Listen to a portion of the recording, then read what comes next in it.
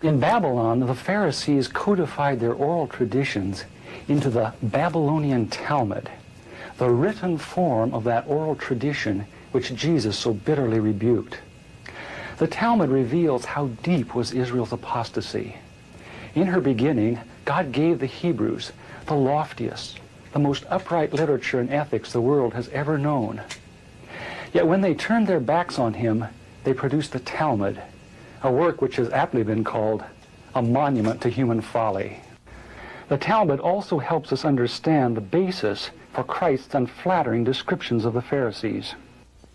Jesus described the Pharisees as hypocrites, children of hell, blind guides, whited sepulchres, full of dead men's bones. He even described the Pharisees as children of their father the devil, a murderer from the beginning. The Talmud confirms Christ's words.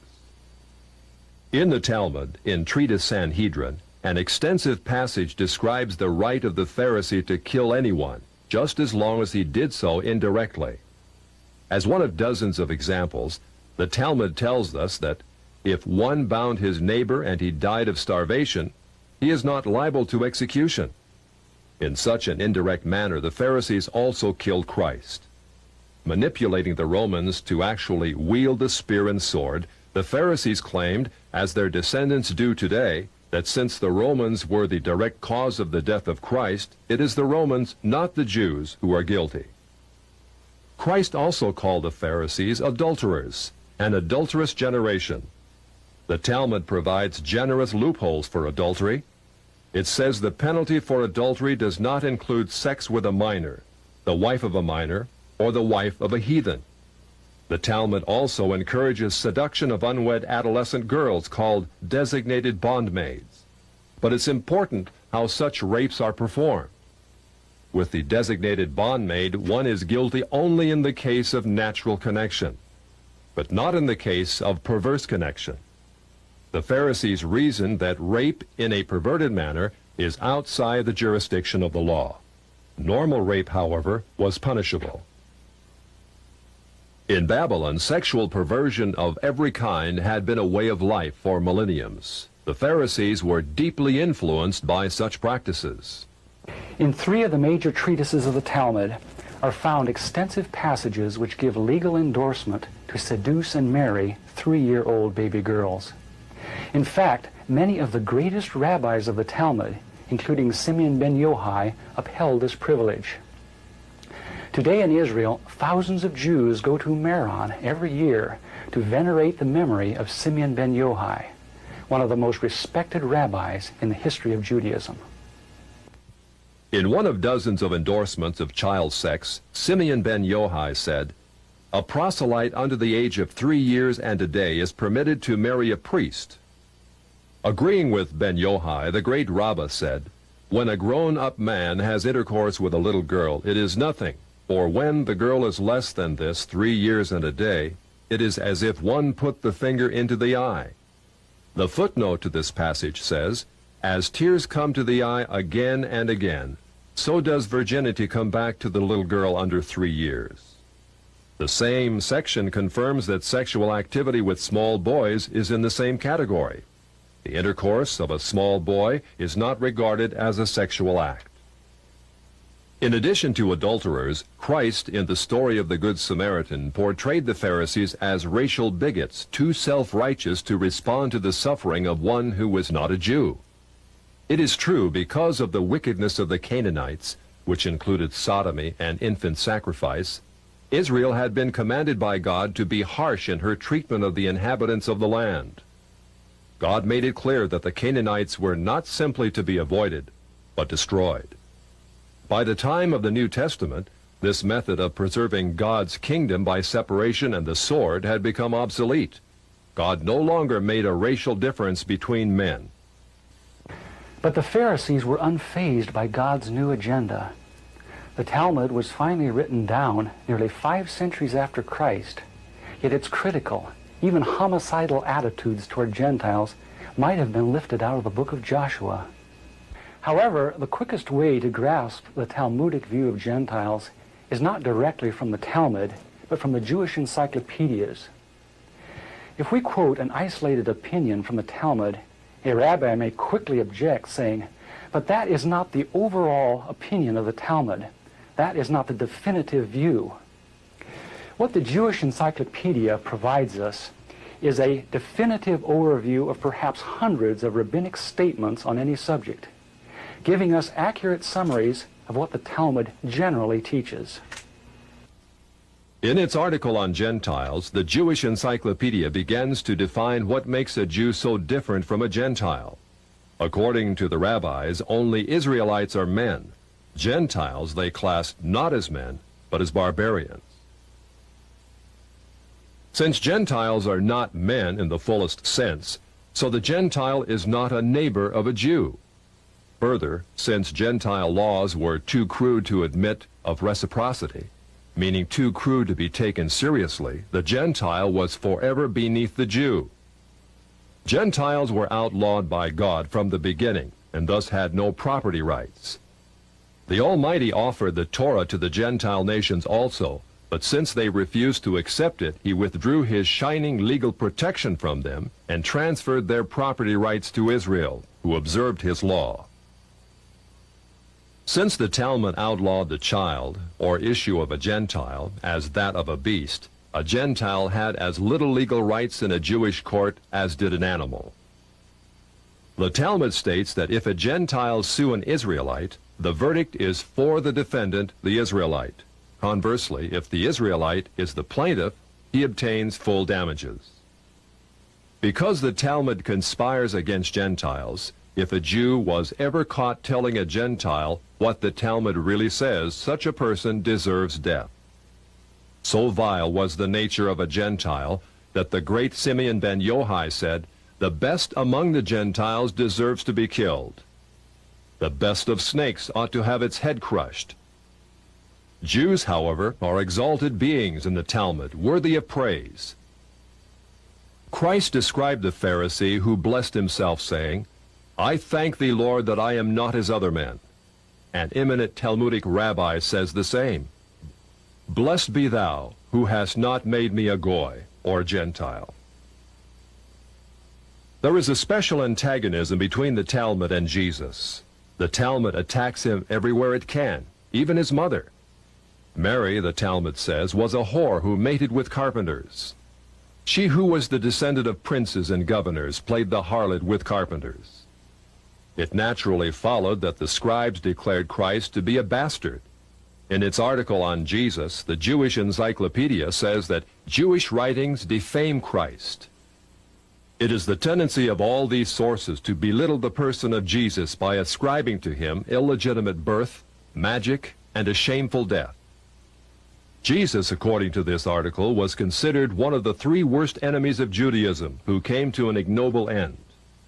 The Talmud says they subjected him to 4 deaths: stoning, burning, decapitation, and strangling. The Talmud also says he is now in hell, punished with boiling hot excrement. What is Christ's advice as he speaks to us out of hell? The Jewish Encyclopedia quotes Jesus as telling us above all to bless the Jews. He says, "Further their well-being. Do nothing to their detriment. Whoever touches them touches even the apple of his eye." Christians, as followers of the false prophet Jesus, also deserve death. The Jewish Encyclopedia again recaps the Talmud's position. A Gentile observing the Sabbath deserves death. It says the Talmud's hatred was probably directed against the Christian Jews. These Judeo-Christians, evasively called min, minute, or minim, were considered by the rabbis to be the most dangerous form of heretics of ancient times.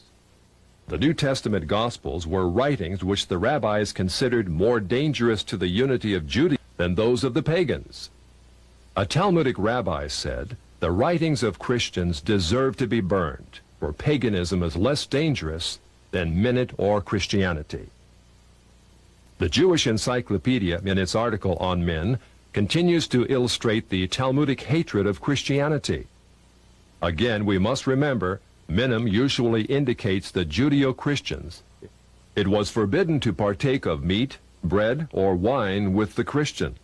Scrolls of the law, Tefillin, and mezuzot written by a Christian were burned. An animal slaughtered by a Christian was forbidden food. The relatives of the Christian were not permitted to observe the laws of mourning after his death, but were required to assume festive garments and rejoice. The testimony of a Christian was not admitted in evidence in Jewish courts, and an Israelite who found anything belonging to one who was a Christian was forbidden to return it to him. The Pharisees, through their Talmud, thus gave the Jews an ethic which encouraged bigotry and isolation. But it did worse than that. It invited persecution. By the 11th century, the inhabitants of Babylon, growing weary of the self-righteousness and dishonesty of the Jews, expelled them to the west. Migrating across North Africa and Central Europe, the great majority of Jews who had lived in Babylon for almost 1,600 years now began to find their destinies in the cities of the West.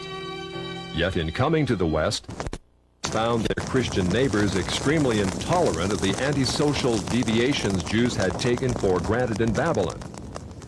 In order to survive, it was necessary to abandon such Babylonian traditions. But that was not as easy as it sounds. For 1,000 years, the Pharisees had commanded such deviations. Most Jews could not bring themselves to defy the authority of the Pharisees.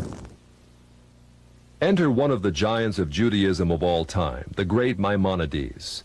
Maimonides, a physician and philosopher, knew that no Jew who practiced Babylonian perversions could remain alive in Christian lands. He attempted to harmonize Greek philosophy with the best points of Judaism.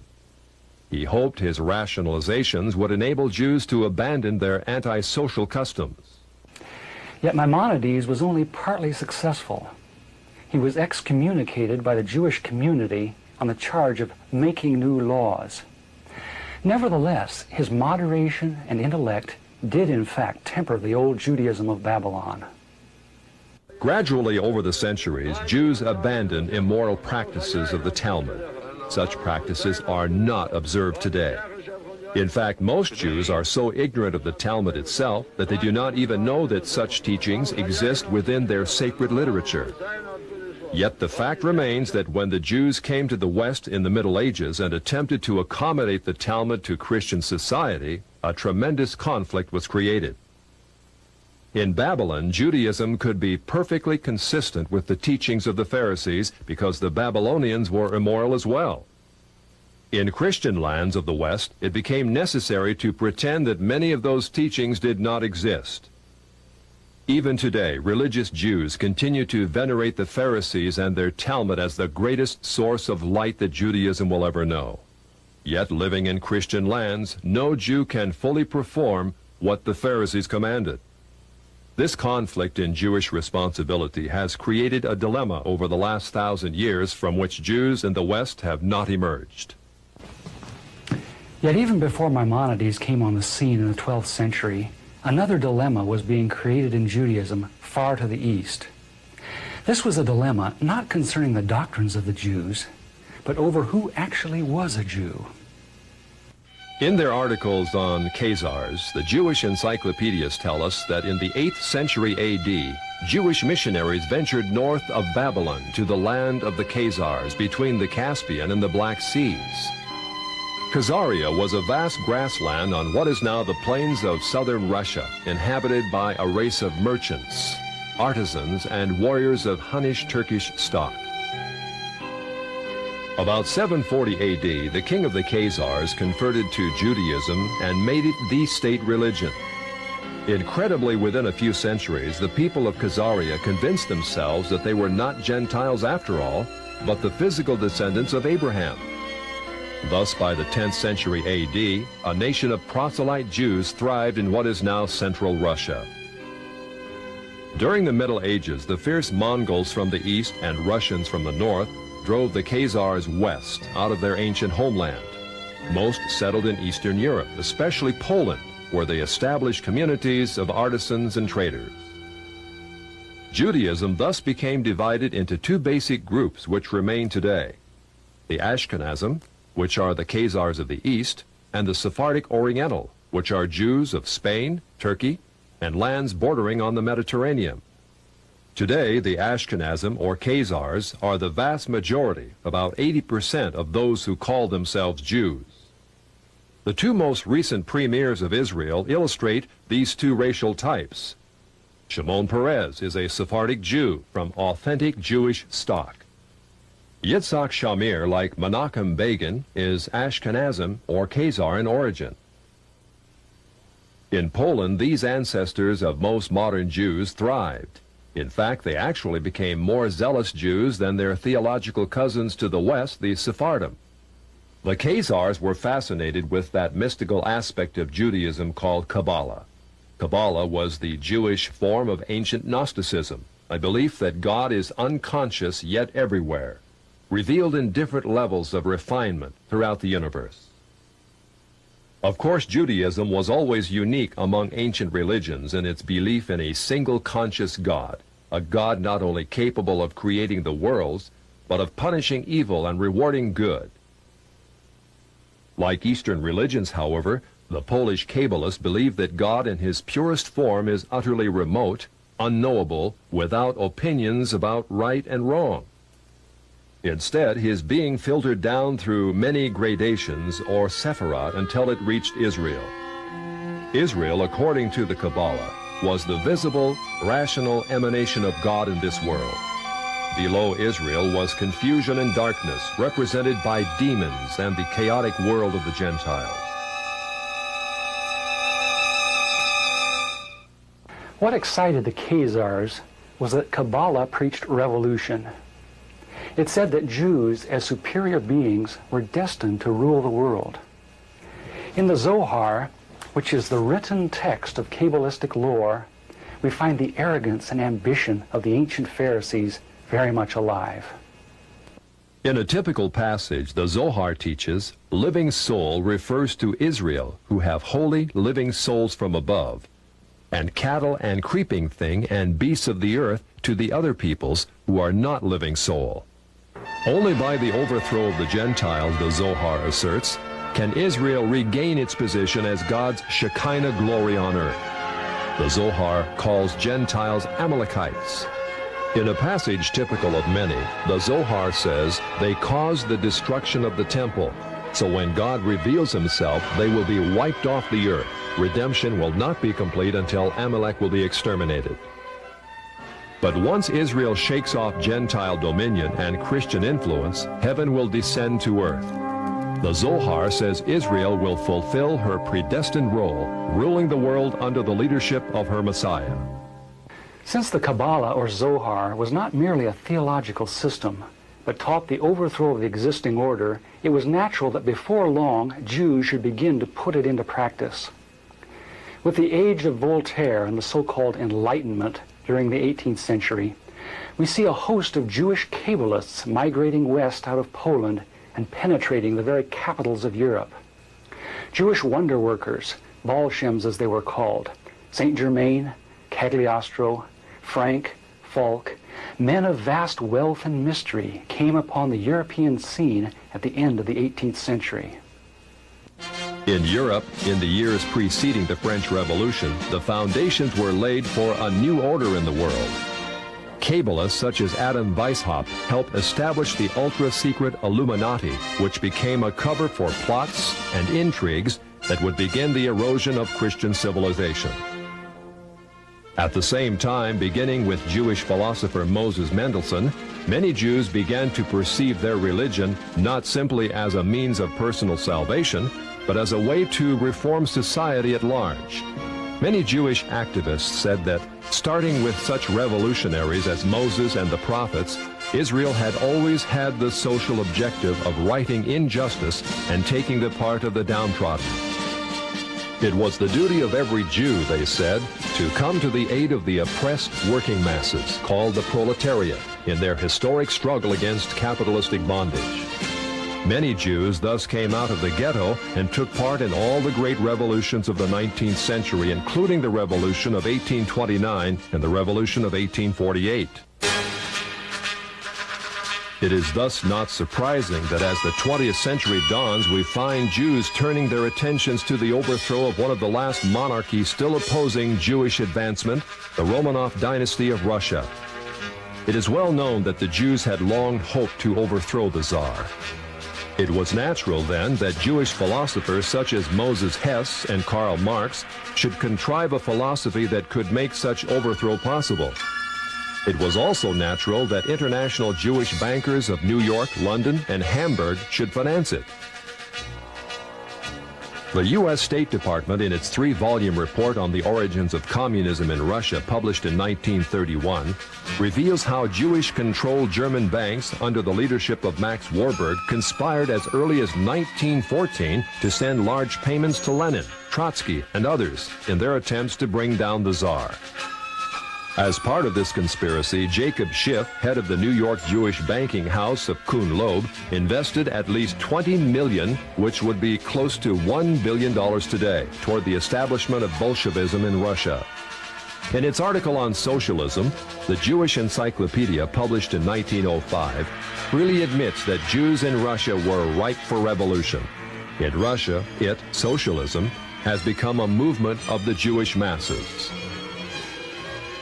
The later Encyclopedia Judaica tells us the communist movement and ideology played an important part in Jewish life, particularly in the 1920s and 1930s, and during and after World War II. The Judaica, in fact, presents an extensive list of the most powerful Jewish leaders of Bolshevism, which included Trotsky, Sverdlov, Zinoviev, Kamenev, Litvinov, Kaganovich, and many others. The Judaica also tells us just how many Jews filled the communist ranks. It says anti-Semitism drove the bulk of Russian Jewish youth into the ranks of the Bolshevik regime. When the white Russian patriots heroically attempted to regain their freedom from the Jews, the Judaica says compact Jewish masses were utilized by the Bolsheviks to suppress such counter-revolution. Clearly, Jews and native Russians were engaged in a death struggle over the destiny of Russia.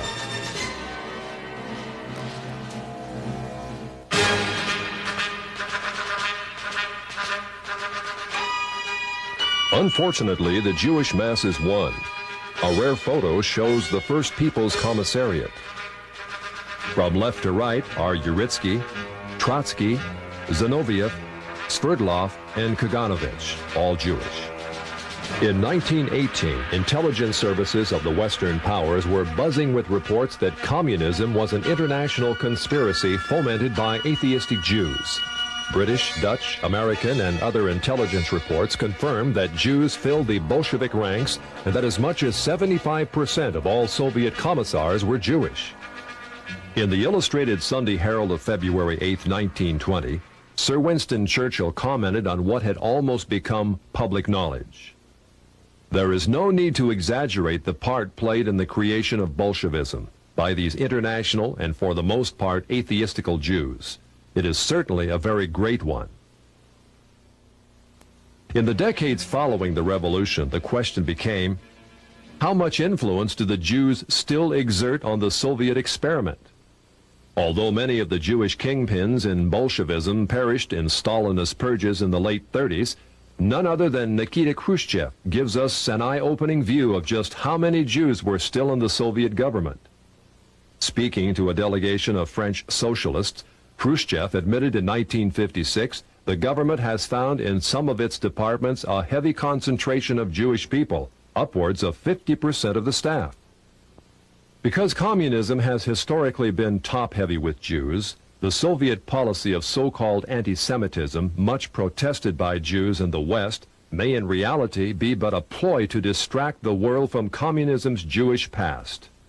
Although most Jews have indeed been removed from high-profile positions in the Soviet hierarchy over the last 30 years, still Jews remain highly favored when it comes to immigration to the prosperous West. Since World War II, more than 1 million Jews have been allowed to leave the Iron Curtain, sometimes in waves of up to 52,000 a year. This contrasts to the grim reality that if even one Gentile attempts to escape, he would be lucky to receive only 15 years in prison. Jews, then, have played an enormous role in the Soviet experiment. Yet, as the Jewish Encyclopedia, in its article on socialism, again tells us, the passion of many Jews to socialize the world was not confusion. As peddlers of socialism, it tells us, Jews must be reckoned among the pioneers of the socialist parties in America. As a case in point, a flood of socialistic Jews entered the FDR administration and helped pioneer the New Deal for America.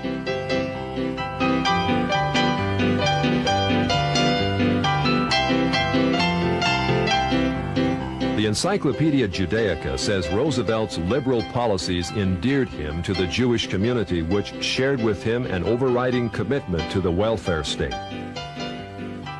It is very significant that in letting left-wing Jews into his administration, FDR set in motion a conspiracy that was soon to have the gravest repercussions.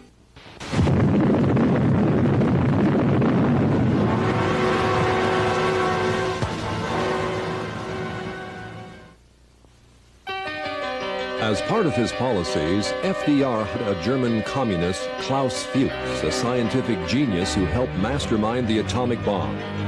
Yet Fuchs also headed a ring of 8 highly influential Jews who delivered the entirety of our atomic technology to the Soviet Union in the early 1950s. They included Julius and Ethel Rosenberg, David Greenglass, Harry Gold, Sidney Weinbaum, Morton Sobel, and others. Of the 10 convicted for espionage, no less than 8 were Jewish. Later in 1957, it was discovered that the Jewish Soblin brothers delivered massive defense secrets to the Russians. They acted upon the orders of the Jewish head of the Soviet secret police, Beria. The most recent example of such treachery is the Pollard spy case, in which Jewish spy Jonathan Pollard and his wife delivered thousands of top-secret documents not to Moscow, but to Tel Aviv. All Jews, of course, are not communists, spies, or even liberals. A small minority of conservatives like economist Milton Friedman, publisher Natty Loeb, and Senator Barry Goldwater are eloquent reminders that Jews are represented on the right as well as the left. Nor should we forget that many Jews have contributed disproportionately to the good of mankind, especially in such areas as medical research, science, and the arts. Such Jews deserve our heartfelt gratitude. Never should we indict Jews as a whole for the misdeeds of some. Yet the fact remains that historically most Jews have favored the liberal agenda. Many have gone as far left as communism. For example, in the late 40s, intensive investigations by the U.S. Justice Department revealed a disproportionate number of Jews in the American Communist Party. In 1949, the 11 members of the American Politburo of the Communist Party were convicted. 6 were Jews. In 1951, the second-string Politburo was indicted. Of 21 arrested, 14 were Jewish. Also in 1951, 15 top West Coast communists were indicted. 6 of the 15 were Jewish. Target flight, break left.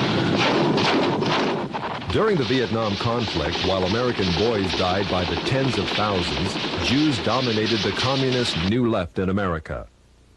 The Encyclopedia Judaica says the New Left included a disproportionate participation of Jews in the leadership and sometimes also in the ranks. It continues, Jews have been active in the United States in all radical movements, socialist and communist, old left and new. On almost every major campus in which the New Left was active, Jews were prominent in the leadership. Typically, they formed between a third to more than half the leadership and members. Jews also dominate the American Civil Liberties Union, a left-wing front which has tirelessly opposed such fundamental values as prayer in the schools, effective criminal prosecution, even the Pledge of Allegiance. The ACLU has been the subject of frequent congressional scrutiny.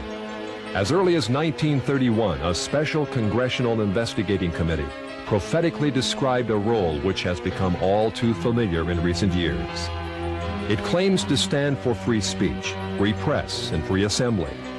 But it is quite apparent that the main function of the ACLU is to attempt to protect the communists in their advocacy of force and violence to overthrow the government.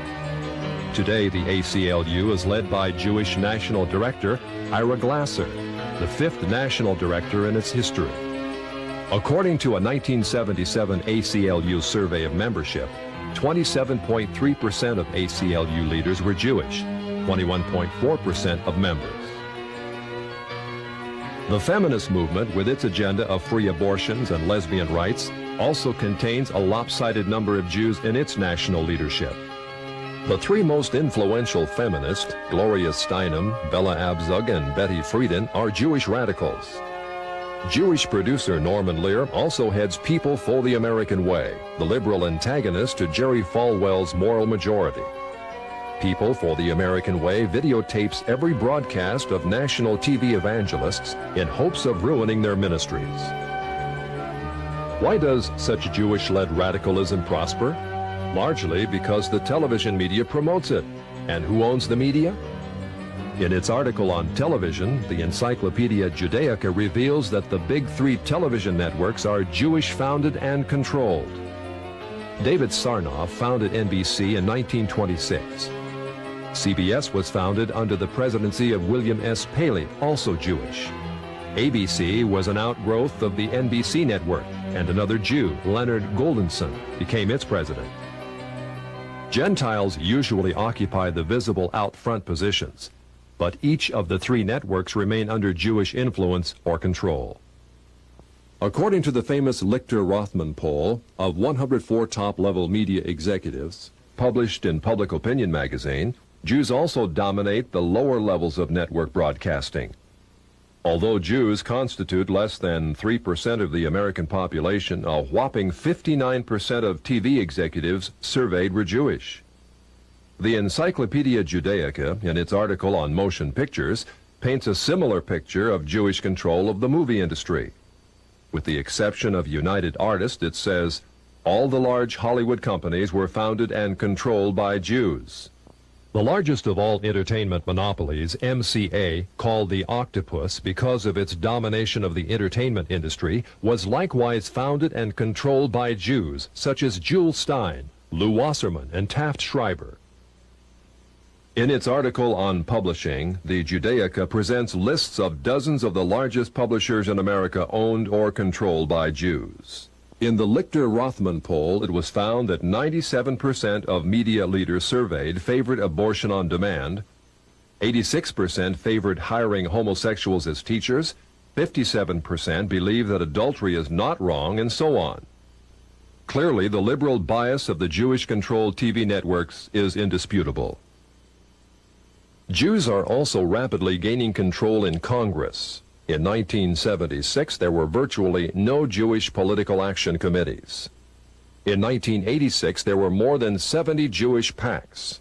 In 1972, there were 2 Jewish senators and 12 Jewish representatives in Congress. In 1986, there were 8 Jewish senators and 30 Jewish representatives. In 1986, more than 50% of the budget of the Democratic Party was paid for by Jews, with Jews paying 25% of the Republican budget. As our study in the synagogue library reveals, there does exist a tendency toward Jewish domination of our society. Where is all this headed? The Right Honorable Winston Churchill wrote, "It may well be that this same astounding race may at the present time be in the actual process of producing another system of morals and philosophy as malevolent as Christianity was benevolent, which, if not arrested, would shatter irretrievably all that Christianity had rendered possible. It would almost seem as if the gospel of Christ and the gospel of Antichrist were destined to originate among the same people." Can it be that such pervasive Jewish control which we are seeing today is but the harbinger of even greater Jewish control to come? In the book of Revelation, a great harlot is described ruling the world, riding on a horned and headed beast. Throughout the Old Testament, Israel was described as a harlot, the mother of spiritual whoredom among the nations. Is the harlot of Revelation actually Israel riding upon her false Messiah, the Antichrist? Today, many believe Israel is on the road to the fulfillment of the prophecies of Isaiah. A great Jewish temple is being planned. A priestly class called the Kohanim is being readied. Ritual sacrifices are being studied. Truly, prophecy is being fulfilled in an amazing way, yet not in the happy way that most of us would like to believe. In Israel today, effective Christianity is outlawed. If a Christian were to walk through any town in Israel passing out New Testaments, he could be sentenced to prison for 5 years. Israel is not moving toward Christ. She is moving toward her false Messiah, Antichrist. In Antichrist, Israel hopes to find all the worldly power and glory which Jesus denied her, but she will not find it. As the Bible teaches, the great harlot Israel will be thrown from the back of the beast. The beast, with his 10 Confederate military leaders, will gore and burn her with fire. This is what the Bible calls the Great Tribulation, or time of Jacob's trouble, a time when Israel, who thought she could rule the world, will experience unprecedented agony and judgment for her sins. Since the Bible tells us that Israel is on the road to judgment by God, what should be our attitude toward her? St. Paul tells us that Jews are indeed enemies of the gospel, yet enemies who are beloved for the sake of a remnant which shall one day be revealed. Israel is like the prodigal son, inheritor of a glorious destiny.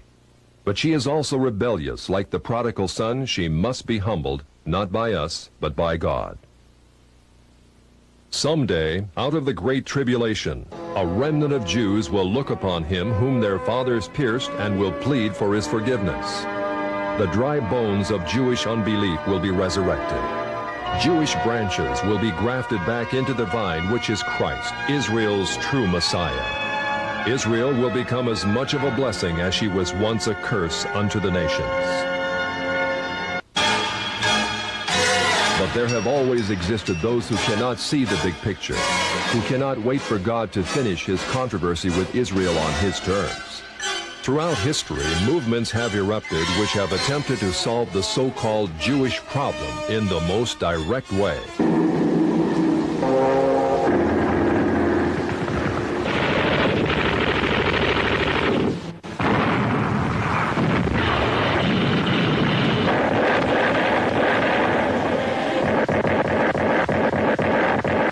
Yet all such anti-Semitic movements have ended in defeat.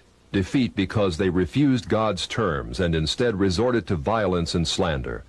Elevating themselves to racial superiority and debasing Jews as racial degenerates, anti-Semites have become loathsome to all mankind.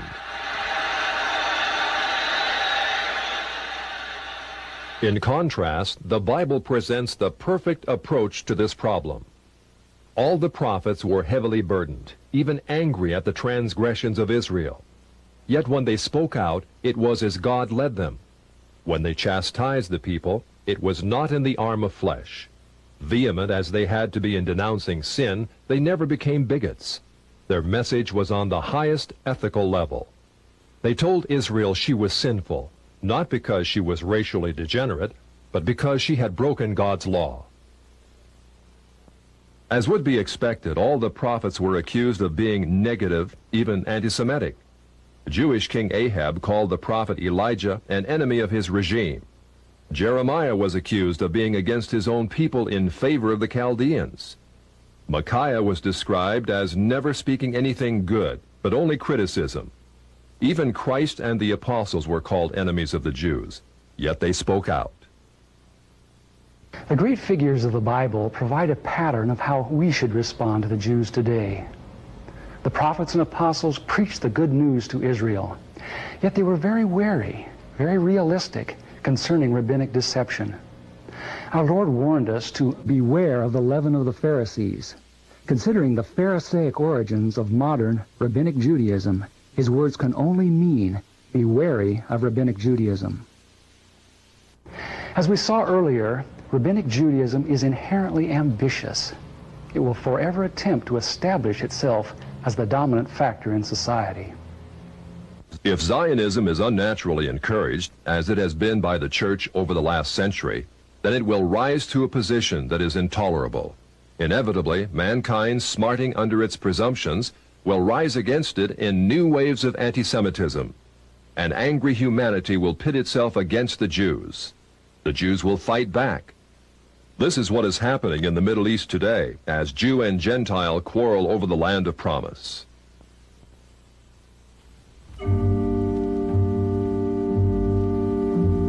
Who owns this land? In her beginning, God promised that through the physical people of Israel, a spiritual blessing, Jesus Christ, would be given to the world. Just as a physical people was necessary, so also was a physical land. Throughout the Old Testament, God repeatedly tells the Hebrews that the land of Palestine is promised to them and their seed forever. Yet in order to occupy this land, Israel must be obedient to him. If not, God repeatedly demonstrated in the Bible that he would actually invite the peoples surrounding Israel to invade and occupy. Only when the Hebrews finally cried unto God in repentance did he allow them to possess a land dedicated to obedience. God's demand for obedience is thus a standard before which both Christian and Jew must bow. Moses, a spiritual colossus, wanted to go into the land, but God would not let him because of one infraction. Today, Israel has rejected God's Son for 20 centuries and given first allegiance to those who crucified him, the Pharisees. Yet we are told that God is delighted that they dwell in the land. Does obedience no longer matter? It does. Someday, as in the days of Joshua and Nehemiah, Israel will give God the obedience he demands. They will return to this land in blessing. But until that time, as long as Israel continues to force her unbiblical occupation on the Arabs, this region will only know strife. The Arab world will continue to try to expel the Jews. The Jews will strike back and forth, generation after generation. The discord will be unending. This land will continue to bleed. It is the duty of every Christian to support the humanitarian needs of Jews, to preach the gospel to them. But it is not our duty to assure them that a land of promise may be occupied without obedience. Neither is it our duty to fight a war in the Middle East in defense of Israel's unbiblical claim. It is time we return to God's law, a law as old as this land, as old as the God who gave it to the Jews. If we ignore God's requirement of obedience, we only postpone that glorious day when Israel will become what she was meant to be, a place of rest and healing to the nations. If America is to continue to possess her land of blessing, she also must return to the God of her fathers. It is true, the Bible prophesies that Jewish international control, or Babylon the Great, will gradually come to dominate the world. Yet the Bible also promises that if a nation turns to him in repentance, he will postpone the judgment he himself has predicted. God is already showing us how he can slow down the Zionist timetable. In 1982, Israel invaded Lebanon, ostensibly to destroy the PLO threat from the north. Yet in doing so, she unleashed a reign of barbarity and destruction unequaled in this decade. Not only did Israel bomb Beirut to rubble, killing thousands of civilians, but she actually encouraged the infamous Shatila massacre by providing aerial lighting for the three-day slaughter of hundreds of innocent victims. Despite the bad publicity surrounding such atrocities, Israel was confident that her massive firepower and support from America would make Lebanon her conquered colony to the north. Yet God judged Israel. Like Pharaoh in the Red Sea, he caused Israel to flounder. Today, Israel is a nation in turmoil, divided, unable to regain the respect of the world. Although Jewish power continues to increase ominously in the United States, that God is able to slow it down, but only if we as a nation turn again to our Creator. We must repent of the national sins which have weakened our moral fiber and allowed the forces of Satan to dominate us. In a moment, we'll explain how you may educate others concerning this threat. Yet education in itself is not enough to hold back a demonically empowered conspiracy. We have to have God's power. A power which only comes through total consecration to Him. The communist movement demands that every true Marxist be willing to give up everything, even his own life, for the cause. If we are to have power against the Antichrist, we must do as much. We must give our lives totally to Christ, willing to do anything, give up anything, he might ask. Only by such a death to inner hidden rebellion can we really have power in the spiritual realm. Only by such sanctification can we know what it is to walk with God as true Christian soldiers, capable of action, but also of hearing the Holy Spirit's voice of love and restraint. The first step toward holding back Zionist expansion is thus national revival, a transformation of hearts that begins in each one of us and then spreads across this broad land. But just as importantly, the church in America must turn from its unconditional support of Israel. For 3/4 of a century, the church has aligned itself with bloody and arrogant men in the Middle East. In bidding them Godspeed, it has become a partaker of their injustices. Tragically, such a policy has alienated the Muslim world from the gospel. Because the church has historically ignored the plight of the Palestinians and sided with their oppressors, the Israelis, the Arab world has closed its ears to the message of Jesus Christ. In fact, by giving unconditional approval to Israel, the church, more than any other institution, has helped build up the walls of that system, which will ultimately become Babylon the Great. The church must now face the fact that Israel today is not the fulfillment of the sublime prophecies of the Old Testament, prophecies which are conditional upon obedience. Instead, modern Israel is the first stage in Satan's plan to take this world from Christ and give it to Antichrist, Israel's false Messiah, who will rule the world from Jerusalem. This scenario is borne out by none other than Prime Minister David Ben-Gurion, one of the great founders of Israel. Recorded in an astonishing article in Look magazine, Ben-Gurion predicted that a one-world system presided over by Jerusalem will be set up in the near future. All continents will become united in a world alliance, at whose disposal will be an international police force. All armies will be abolished, and there will be no more war. In Jerusalem, the United Nations, a truly United Nations, will build a shrine of the prophets to serve the federated union of all continents. This will be the seat of the Supreme Court of mankind, to settle all controversies among the federated continents, as prophesied by Isaiah. Ben-Gurion's vision of Israel in dominion of the world is identical with the vision of the great harlot, ruling the nations, as given in Revelation 17. Yet it's a vision which may be postponed. If enough of God's people rededicate themselves to Him and turn from support of a system which seeks their ruin, then Zionist world control can be turned back, at least within our time. There are many practical things which each of us can do to hold back the Zionist timetable. As director of this program, my wife, Lynn, would like to share some of them with you. Thank you, Ted. I believe the time is past when we can be aware of these things and remain silent. Whatever the cost, we must inform others of the things that we've seen in this presentation. This includes our pastors and church leaders. It also includes our elected representatives.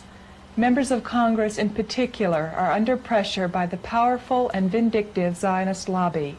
The Zionist lobby will ruin any member of Congress who consistently opposes it.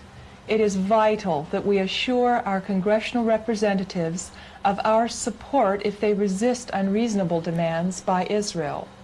At the same time, we should not give the impression that we dislike Jews or that we believe all Jews are involved in a conspiracy.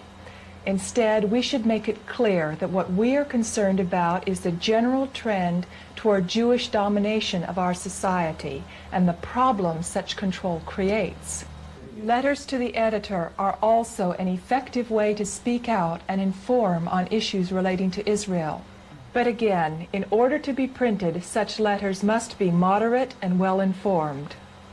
In addition, Christians must stop depending on the Jewish media for entertainment and news of world events. Families should search for wholesome alternatives for home entertainment, which do not center around television. In place of Jewish news-gathering sources, a number of newspapers and newsletters are available, which bring to light many facts suppressed by the Jewish press. To help you inform others, the National Prayer Network has provided some of the most effective tools available today. The first is the video you have just seen. When shown to Bible studies, churches, and civic groups, This documentary has an unmatched record for educating your friends and neighbors. In addition, the National Prayer Network provides 3/4-inch video cassettes of the Other Israel video for airing on cable TV stations nationwide. Every major city in America contains at least one cable access station which plays video productions the public supplies. You can take them a 3/4-inch copy of the Other Israel. If it suits their schedule, they will play it before thousands of viewers. Through ads in newspapers, church bulletins, and other means, you can publicize your own showing of the Other Israel. Also highly effective is Ted's fascinating book, Israel, Our Duty, Our Dilemma. Condensing 15 years' research in Jewish sources, this 340-page volume provides easy-to-read yet exhaustive documentation on every subject covered in this video, plus hundreds of pages of related information. This groundbreaking book has been ordered by more than 18,000 pastors in America.